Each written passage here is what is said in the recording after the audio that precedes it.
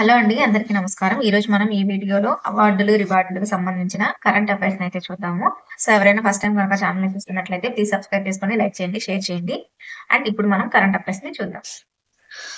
Harry మెసల్ award for కన్జర్వేషన్‌కి సంబంధించి పర్యావరణ పరిరక్షణలో విశేష ప్రతిభ కనబరిచిన ఎవరికి ఇటీవల హారీ మెసల్ అవార్డ్ ఫర్ కన్వర్జేషన్ అనేది లభించింది అంటే అస్సాంకు చెందిన బిభాయ్ కుమార్కు లభించింది.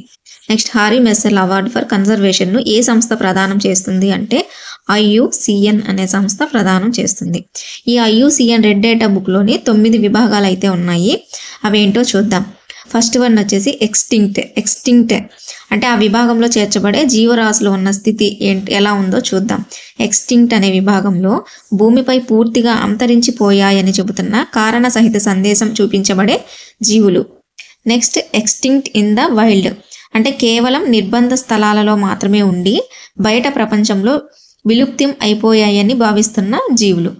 నెక్స్ట్, క్రిటికల్లీ ఎండేంజర్డ్ అంటే భూమిపై అక్కడక్కడ మాత్రమే ఉంది, విలుప్తానికి దగ్గరలో ఉన్న జీవులు ఈ భాగంలో. నెక్స్ట్, ఎండేంజర్డ్లో వన్యస్థానాలలో విలుప్తం కావడానికి సిద్ధంగా ఉన్న జీవులు ఎండేంజర్డ్లో.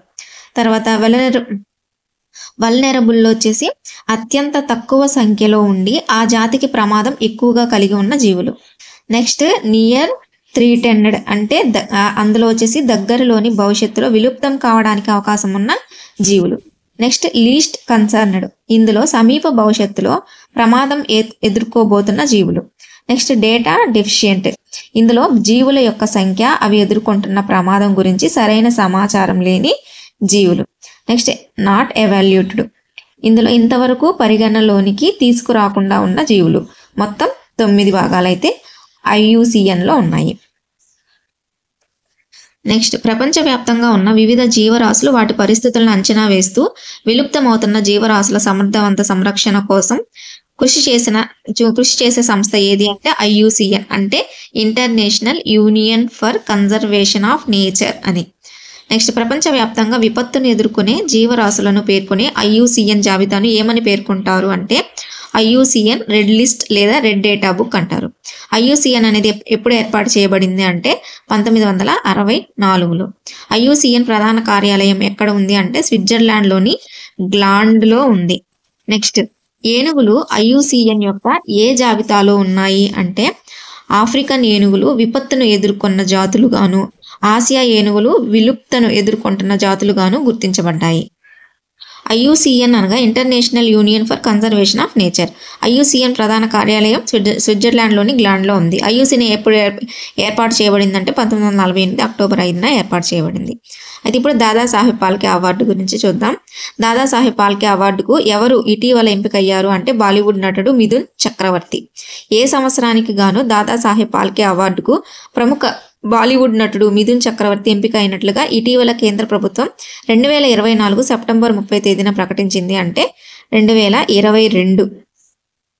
నెక్స్ట్, భారత సినీ రంగంలో అత్యున్నత పురస్కారం ఏది అంటే దాదాసాహెబ్ ఫాల్కే పురస్కారం.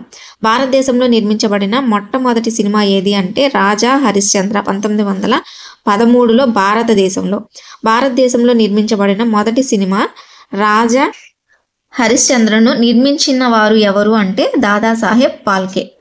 భారతదేశ సినీ పరిశ్రమ పితామహుడు అని ఎవరిని పిలుస్తారు? దాదాసాహెబ్ ఫాల్కేని. దాదాసాహెబ్ ఫాల్కే అవార్డును ఎప్పుడు ప్రారంభించడం జరిగింది? 1969లో.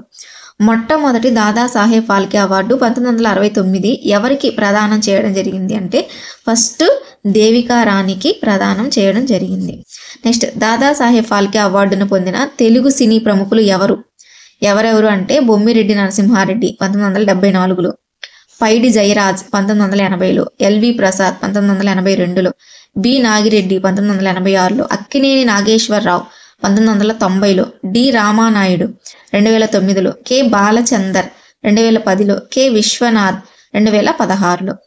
ఈ దాదాసాహెబ్ ఫాల్కే అవార్డు గెలుపొందిన వారికి ఇచ్చే నగదు పురస్కారం ఎంత అంటే ఒక స్వర్ణ కమలం ఇస్తారు, అలాగే 10 లక్షల రూపాయల నగదు బహుమతి అనేది ఇస్తారు. ఈ దాదాసాహెబ్ ఫాల్కే అవార్డు గెలుపొందిన బాలీవుడ్ నటుడు మిథున్ చక్రవర్తి ఏ రాష్ట్రంను పార్లమెంటులో ప్రాతినిధ్యం వహిస్తున్నారు అంటే పశ్చిమ బెంగాల్ రాష్ట్రం నుంచి రాజ్యసభ సభ్యునిగా ప్రాతినిధ్య రాజ్యసభ సభ్యునిగా చేస్తున్నారు. నెక్స్ట్ దాదాసాహెబ్ అవార్డు గ్రహీత అయిన బాలీవుడ్ నటుడు మిథున్ చక్రవర్తి కేంద్ర ప్రభుత్వం నుంచి పొందిన అత్యున్నత అవార్డు ఏది అంటే పద్మభూషణ్. 2024లో ఈయనకు పద్మభూషణ్ ఇచ్చింది.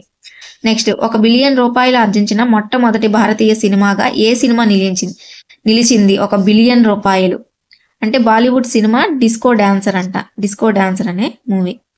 నెక్స్ట్ 1 బిలియన్ రూపాయలు ఆర్జించిన మొట్టమొదటి భారతీయ సినిమాగా ఏ సినిమా నిలిచిన బాలీవుడ్ సినిమా డిస్కో డాన్సర్ లో నాయకుడు హీరో ఎవరు? ఆ డిస్కో డాన్సర్ లో హీరో మిథున్ చక్రవర్తి. మిథున్ చక్రవర్తి మొట్టమొదటి సినిమా వచ్చేసి మొరోగయ అంట.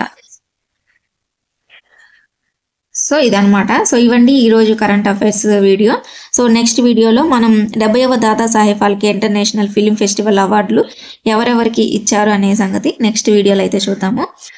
సో ఈ వీడియో నచ్చితే లైక్ చేయండి, షేర్ చేయండి, కామెంట్ చేయండి అండ్ సబ్స్క్రైబ్ చేసుకోండి. Thank you so much for watching.